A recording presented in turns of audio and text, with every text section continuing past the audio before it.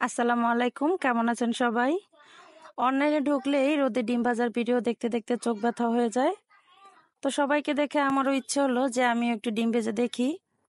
তাই আজকে আমি আপনাদের সাথে কোনো রান্নার ভিডিও শেয়ার করব না, আজকে আমি আপনাদের সাথে রোদে ডিম ভাজার ভিডিওটা শেয়ার করব। তো চলুন ভিডিওটি দেখে নেওয়া যাক। তো দেরি না করে কড়াই, ডিম আর তেল নিয়ে আমি চলে আসলাম রোদে। প্রচণ্ড রোদ, রোদের মধ্যে কড়াইটা দিয়ে আমি প্রায় 40 মিনিটের মতো অপেক্ষা করলাম। আমি একা না, এখানে আমার সাথে আরো অনেক লোক ছিল। তো এবার 40 মিনিট অপেক্ষা করার পর আমি এখানে কিছু তেল দিয়ে দিয়েছি। তো এরপর তেল দেওয়ার পরে আরো আমি কিছুক্ষণ অপেক্ষা করব। কিছুক্ষণ বলতে মোটামুটি অনেকক্ষণই অপেক্ষা করেছিলাম আমি। প্রায় 30 মিনিটের মতো অপেক্ষা করার পরে আমি এখানে আমি যেহেতু নিজে ক্যামেরাম্যান ছিলাম, আমি আমার ভাবির সাহায্যে এখানে ডিমটা দিয়ে দিয়েছি। তো কোনো রিয়াকশন নেই, একটু একটু সাদা সাদা দেখা যাচ্ছে। দেখি, দেখা যাক কি হয়। অনেকেই তো দেখি রোদে ডিম ভাজার ক্ষেত্রে ডিম দিলেই ফস ফুস শব্দ হয়ে যায়, কিন্তু আমার তো কিছুই হচ্ছে না, কোনো রিয়াকশনই নেই। আস্তে আস্তে একটু একটু সাদা সাদা দেখা যাচ্ছে। দেখা যাক কি হয়। এখানে রোদের ভিতরে আর থাকা সম্ভব হচ্ছে না, তো আমি গিয়ে ছায়ায় বসি। এরপরে ফিরে আসছি আধা ঘন্টা পরে আপনাদেরকে আবার দেখাবো। প্রায় 1.5 ঘন্টার সময় এই ডিম ভাজার পিছনে ব্যয় করেছি। তো আমার আর থাকা সম্ভব হচ্ছে না, এনাদের দায়িত্বে রেখে আমি ঘরের কাজ করতে চলে গেলাম। প্রায় আধা ঘন্টা পর ওরা আমাকে ডেকে আনলো যে আন্টি ডিম ভাজা হয়ে গেছে। মাশাল্লাহ, ডিম ভাজা না হোক, এটা অন্তত একটু সিদ্ধ হয়েছে। যাই হোক, এটাকে ডিম ভাজা বলা চলে না, এটাকে ডিম সিদ্ধই বলা চলে। কষ্ট বিফলে যায়নি, অন্তত একটু হলেও হয়েছে।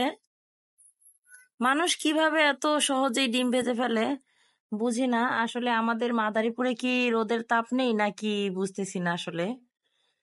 তো এক পাশ যেহেতু সিদ্ধ হয়ে গেছে একটু, তো অপর পাশও একটু সিদ্ধ হওয়ার দরকার আছে, এই কারণে আমি একটু উল্টে দিয়েছি। এবার আরো কিছুক্ষণ অপেক্ষা, এছাড়া আর কি। তো আরো 10 মিনিট অপেক্ষা করলাম, আর সম্ভব হচ্ছে না। তো এবার আমি ডিমটিকে তুলে নিচ্ছি। যেহেতু এটা খাওয়ার জন্য অনেক লোক অপেক্ষা করে বসে আছে, তো এটাকে একটু টুকরো টুকরো করে কেটে দিতে হবে। আমি এটাকে ছোট ছোট টুকরো করে কেটে দিচ্ছি। এটার মাছটা একদমই সিদ্ধ হয়নি, এটাকে হাফ বয়েল বলা চলে। তো এবার ডিমটাকে পরিবেশনের পালা। এনাদের মাঝে আমি এটা পরিবেশন করব। তো আমি একে একে দিয়ে দিচ্ছি ডিমগুলো, এক পিস করে সবাইকে দিয়ে দিচ্ছি। সবাই অধীর আগ্রহে বসে আছে খাওয়ার জন্য।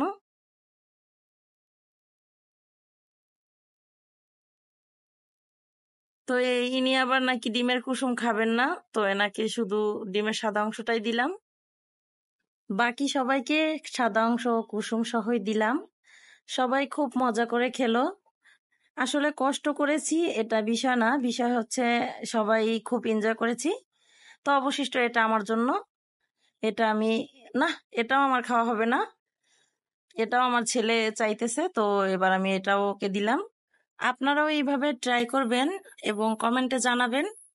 ভালো থাকবেন, সুস্থ থাকবেন, আল্লাহ হাফেজ।